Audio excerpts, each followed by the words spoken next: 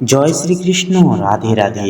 নমস্কার প্রিয় দর্শক বন্ধুগণ, আমাদের এই রুদ্রবাণী চ্যানেলের আরো একটি নতুন মন্ত্রের আপডেটের পর্বে আপনাদের সবাইকে স্বাগতম জানাই। আশা করছি আপনারা সকলে মূলত ভালো আছেন এবং সুস্থ আছেন। বন্ধুরা, আজ বুধবার। আজকের এই বুধবারের তিথিতে একান্তই আমরা সকলে মিলে আরাধনা করব এবং বিশেষ কিছু মন্ত্র উপাসনা জপ করব শ্রী শ্রী সিদ্ধি বিনায়ক শ্রী গণেশজির, যিনি বিঘ্নহর্তা নামেও কিন্তু পরিচিত। আমাদের নানান রকম সমস্যা, বাধা বিপত্তি থেকে রক্ষা করেন যিনি, তিনি হলেন প্রত্যক্ষ দেবতা বিঘ্নহর্তা বাবা গণেশ তথা পার্বতী পুত্র শ্রী বাবা গণেশ। গণেশজির কৃপা এবং বিশেষ কিছু মন্ত্র বুধবারের তিথিতে জপ করলে একান্তই নিমেষে সমস্ত বাধা বিপত্তি ক্ষয় হয়, সাংসারিক সমস্যা দূর হয়, মানসিক দুশ্চিন্তা, এমনকি গুপ্ত শত্রুদের নানান রকম সমস্যা, অর্থাৎ যেগুলি হয় গুপ্ত শত্রুদের থেকে কিন্তু আমরা নানান রকম ভাবে কিন্তু পরাস্ত হই, নানানভাবে দুর্দশার সম্মুখীন হই।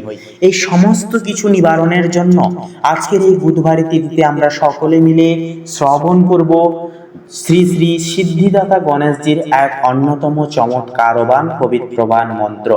এই মন্ত্র একান্তই ক্লেশ হরণকারী, অর্থাৎ আপনাদের নানান রকম সমস্যা দূর করবে, সাংসারিক সুখ প্রদান করবে এবং সিদ্ধি বিনায়কজির কৃপা এবং আশীর্বাদ কিন্তু আপনাদেরকে নানানভাবে সাফল্যে ভরিয়ে তুলবে। এতটাই পাওয়ারফুল আজকের এই মন্ত্র।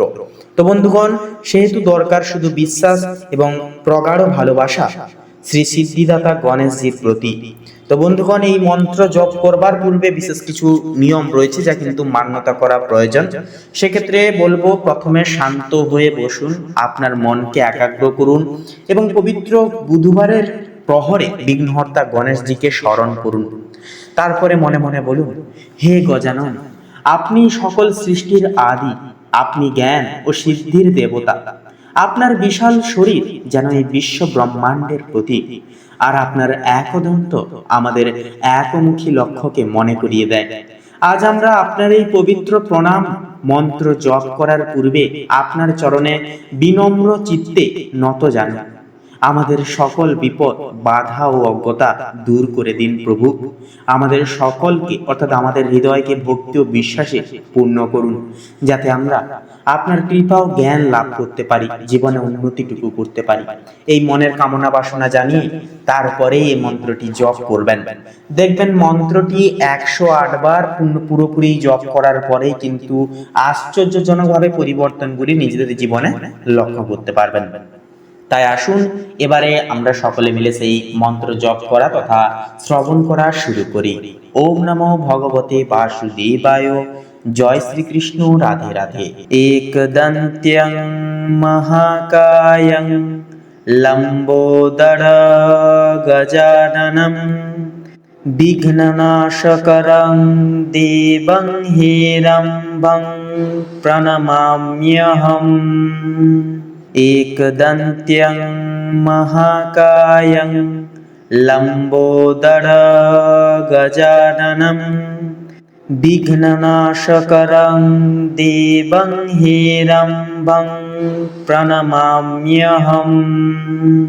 एकदन्त्यं महाकायं लम्बोदर गजाननं विघ्ननाशकरं देवं हेरम्बं प्रणमाम्यहम्। एकदन्त्यं महाकायं लम्बोदर गजाननं विघ्ननाशकरं देवं हेरम्बं प्रणमाम्यहम्। एकदन्त्यं महाकायं लम्बोदर गजाननं विघ्ननाशकरं देवं हेरम्बं प्रणमाम्यहम्। एकदन्त्यं महाकायं लम्बोदर गजाननं विघ्ननाशकरं देवं हेरम्बं प्रणमाम्यहम्। एकदन्त्यं महाकायं लम्बोदर गजाननं विघ्ननाशकरं देवं हेरम्बं प्रणमाम्यहम्। एकदन्त्यं महाकायं लम्बोदरगजाननं विघ्ननाशकरं देवं हेरम्बं प्रणमाम्यहम्।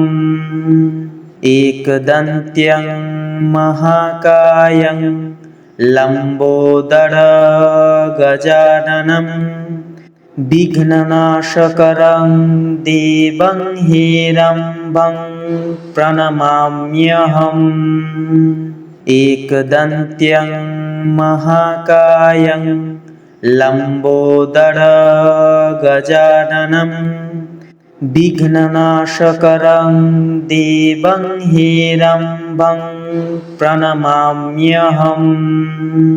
एकदन्त्यं महाकायं लम्बोदरगजाननं विघ्ननाशकरं देवं हेरम्बं प्रणमाम्यहम्। एकदन्त्यं महाकायं लम्बोदरगजाननं विघ्ननाशकरं देवं हेरम्बं प्रणमाम्यहम्। एकदन्त्यं महाकायं लम्बोदरगजाननं विघ्ननाशकरं देवं हेरम्बं प्रणमाम्यहम्। एकदन्त्यं महाकायं लम्बोदरगजाननं विघ्ननाशकरं देवं हेरम्बं प्रणमाम्यहम्। एकदन्त्यं महाकायं लम्बोदरगजाननं विघ्ननाशकरं देवं हेरम्बं प्रणमाम्यहम्। एकदन्त्यं महाकायं लम्बोदरगजाननं विघ्ननाशकरं देवं हेरम्बं प्रणमाम्यहम्। एकदन्त्यं महाकायं लम्बोदरगजाननं विघ्ननाशकरं देवं हेरम्बं प्रणमाम्यहम्। एकदन्त्यं महाकायं लम्बोदरगजाननं विघ्ननाशकरं देवं हेरम्बं प्रणमाम्यहम्। एकदन्त्यं महाकायं लम्बोदरगजाननं विघ्ननाशकरं देवं हेरम्बं प्रणमाम्यहम्। एकदन्त्यं महाकायं लम्बोदरगजाननं विघ्ननाशकरं देवं हेरम्बं प्रणमाम्यहम्। एकदन्त्यं महाकायं लम्बोदरगजाननं विघ्ननाशकरं देवं हेरम्बं प्रणमाम्यहम्। एकदन्त्यं महाकायं लम्बोदरगजाननं विघ्ननाशकरं देवं हेरम्बं प्रणमाम्यहम्। एकदन्त्यं महाकायं लम्बोदरगजाननं विघ्ननाशकरं देवं हेरम्बं प्रणमाम्यहम्। एकदन्त्यं महाकायं लम्बोदरगजाननं विघ्ननाशकरं देवं हेरम्बं प्रणमाम्यहम्। एकदन्त्यं महाकायं लम्बोदरगजाननं विघ्ननाशकरं देवं हेरम्बं प्रणमाम्यहम्। एकदन्त्यं महाकायं लम्बोदरगजाननं विघ्ननाशकरं देवं हेरम्बं प्रणमाम्यहम्। एकदन्त्यं महाकायं लम्बोदरगजाननं विघ्ननाशकरं देवं हेरम्बं प्रणमाम्यहम्। एकदन्त्यं महाकायं लम्बोदरगजाननं विघ्ननाशकरं देवं हेरम्बं प्रणमाम्यहम्। एकदन्त्यं महाकायं लम्बोदरगजाननं विघ्ननाशकरं देवं हेरम्बं प्रणमाम्यहम्। एकदन्त्यं महाकायं लम्बोदरगजाननं विघ्ननाशकरं देवं हेरम्बं प्रणमाम्यहम्। एकदन्त्यं महाकायं लम्बोदरगजाननं विघ्ननाशकरं देवं हेरम्बं प्रणमाम्यहम्। एकदन्त्यं महाकायं लम्बोदरगजाननं विघ्ननाशकरं देवं हेरम्बं प्रणमाम्यहम्। एकदन्त्यं महाकायं लम्बोदरगजाननं विघ्ननाशकरं देवं हेरम्बं प्रणमाम्यहम्। एकदन्त्यं महाकायं लम्बोदरगजाननं विघ्ननाशकरं देवं हेरम्बं प्रणमाम्यहम्। एकदन्त्यं महाकायं लम्बोदरगजाननं विघ्ननाशकरं देवं हेरम्बं प्रणमाम्यहम्। एकदन्त्यं महाकायं लम्बोदरगजाननं विघ्ननाशकरं देवं हेरम्बं प्रणमाम्यहम्। एकदन्त्यं महाकायं लम्बोदरगजाननं विघ्ननाशकरं देवं हेरम्बं प्रणमाम्यहम्। एकदन्त्यं महाकायं लम्बोदरगजाननं विघ्ननाशकरं देवं हेरम्बं प्रणमाम्यहम्। एकदन्त्यं महाकायं लम्बोदरगजाननं विघ्ननाशकरं देवं हेरम्बं प्रणमाम्यहम्। एकदन्त्यं महाकायं लम्बोदरगजाननं विघ्ननाशकरं देवं हेरम्बं प्रणमाम्यहम्। एकदन्त्यं महाकायं लम्बोदरगजाननं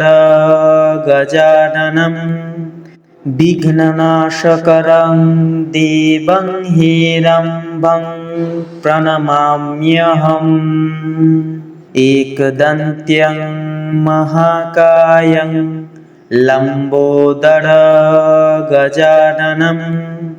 विघ्ननाशकरं देवं हेरम्बं प्रणमाम्यहम्। एकदन्त्यं महाकायं लम्बोदरगजाननं विघ्ननाशकरं देवं हेरम्बं प्रणमाम्यहम्। एकदन्त्यं महाकायं लम्बोदरगजाननं विघ्ननाशकरं देवं हेरम्बं प्रणमाम्यहम्। एकदन्त्यं महाकायं लम्बोदरगजाननं विघ्ननाशकरं देवं हेरम्बं प्रणमाम्यहम्। एकदन्त्यं महाकायं लम्बोदरगजाननं विघ्ननाशकरं देवं हेरम्बं प्रणमाम्यहम्। एकदन्त्यं महाकायं लम्बोदरगजाननं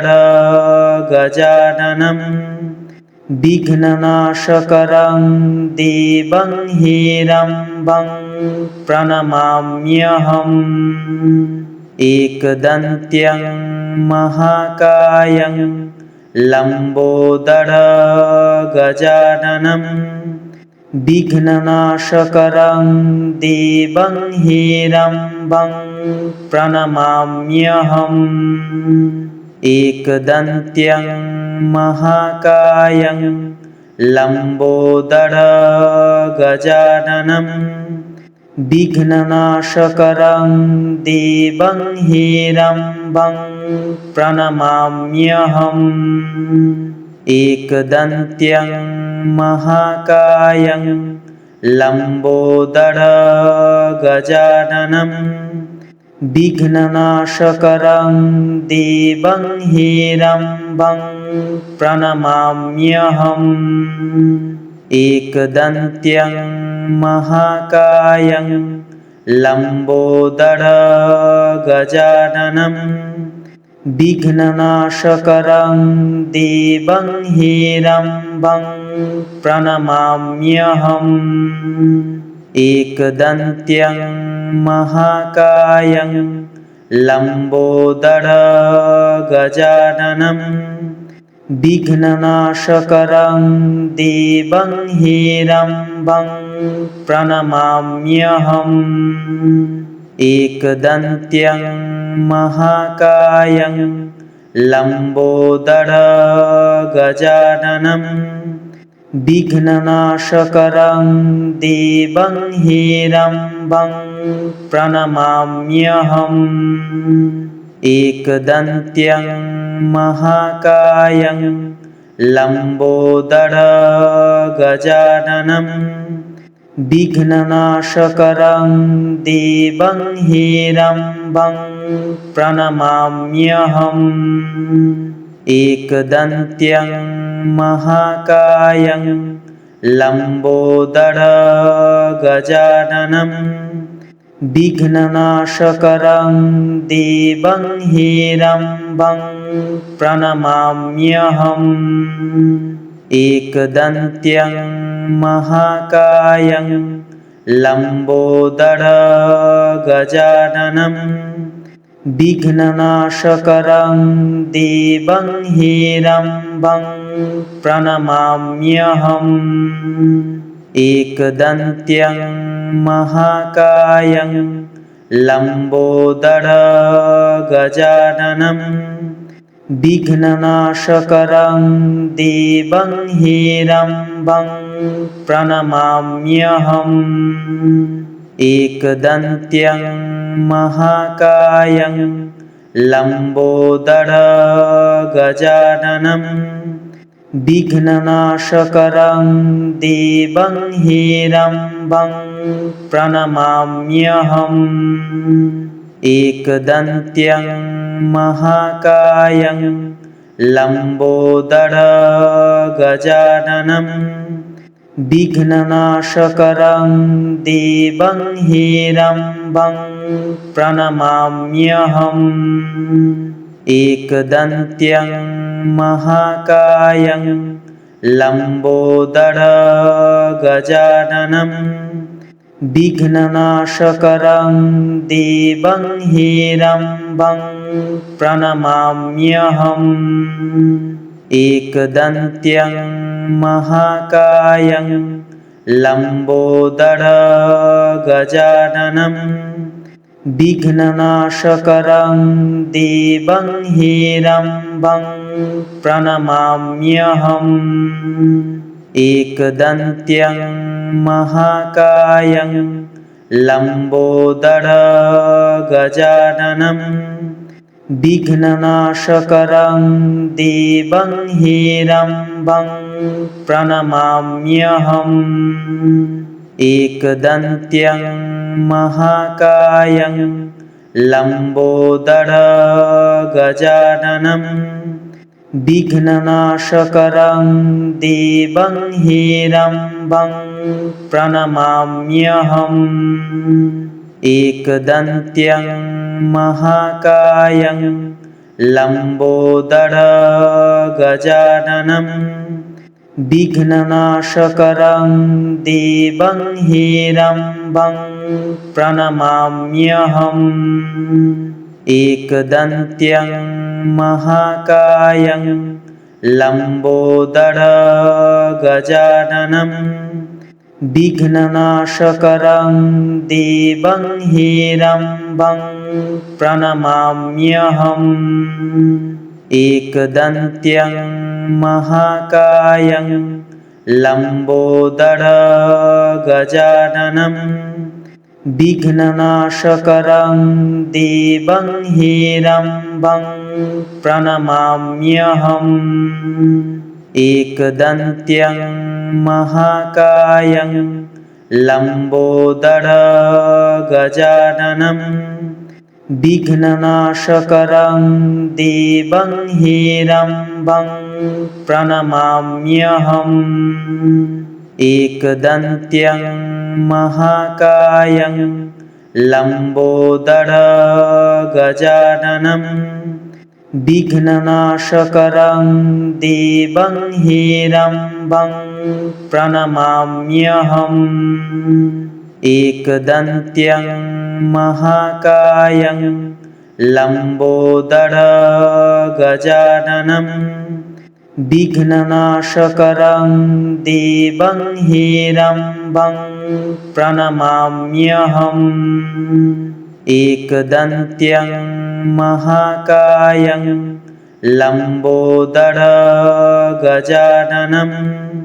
विघ्ननाशकरं देवं हेरम्बं प्रणमाम्यहम्। एकदन्त्यं महाकायं लम्बोदरगजाननं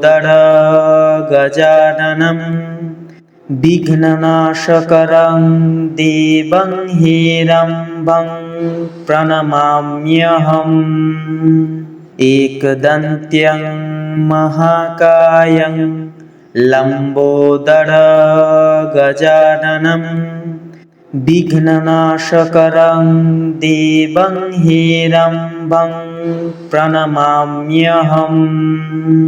एकदन्त्यं महाकायं लम्बोदरगजाननं विघ्ननाशकरं देवं हेरम्बं प्रणमाम्यहम्। एकदन्त्यं महाकायं लम्बोदरगजाननं विघ्ननाशकरं देवं हेरम्बं प्रणमाम्यहम्। एकदन्त्यं महाकायं लम्बोदरगजाननं विघ्ननाशकरं देवं हेरम्बं प्रणमाम्यहम्।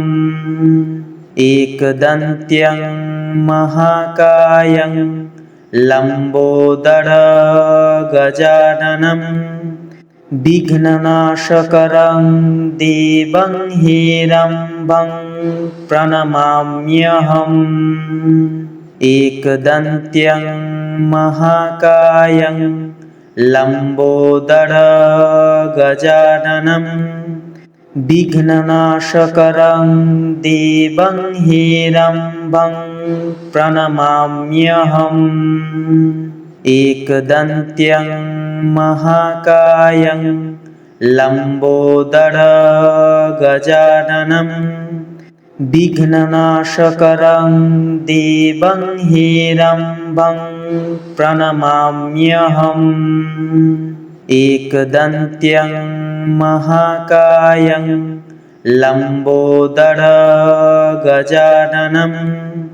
विघ्ननाशकरं देवं हेरम्बं प्रणमाम्यहम्। एकदन्त्यं महाकायं लम्बोदरगजाननं विघ्ननाशकरं देवं हेरम्बं प्रणमाम्यहम्। एकदन्त्यं महाकायं लम्बोदरगजाननं विघ्ननाशकरं देवं हेरम्बं प्रणमाम्यहम्। एकदन्त्यं महाकायं लम्बोदरगजाननं विघ्ननाशकरं देवं हेरम्बं प्रणमाम्यहम्। एकदन्त्यं महाकायं लम्बोदरगजाननं विघ्ननाशकरं देवं हेरम्बं प्रणमाम्यहम्। एकदन्त्यं महाकायं लम्बोदरगजाननं विघ्ननाशकरं देवं हेरम्बं प्रणमाम्यहम्। एकदन्त्यं महाकायं लम्बोदरगजाननं विघ्ननाशकरं देवं हेरम्बं प्रणमाम्यहम्। एकदन्त्यं महाकायं लम्बोदरगजाननं विघ्ननाशकरं देवं हेरम्बं प्रणमाम्यहम्। एकदन्त्यं महाकायं लम्बोदरगजाननं विघ्ननाशकरं देवं हेरम्बं प्रणमाम्यहम्। एकदन्त्यं महाकायं लम्बोदरगजाननं विघ्ननाशकरं देवं हेरम्बं प्रणमाम्यहम्। एकदन्त्यं महाकायं लम्बोदरगजाननं विघ्ननाशकरं देवं हेरम्बं प्रणमाम्यहम्। एकदन्त्यं महाकायं लम्बोदरगजाननं विघ्ननाशकरं देवं हेरम्बं प्रणमाम्यहम्। एकदन्त्यं महाकायं लम्बोदरगजाननं विघ्ननाशकरं देवं हेरम्बं प्रणमाम्यहम्।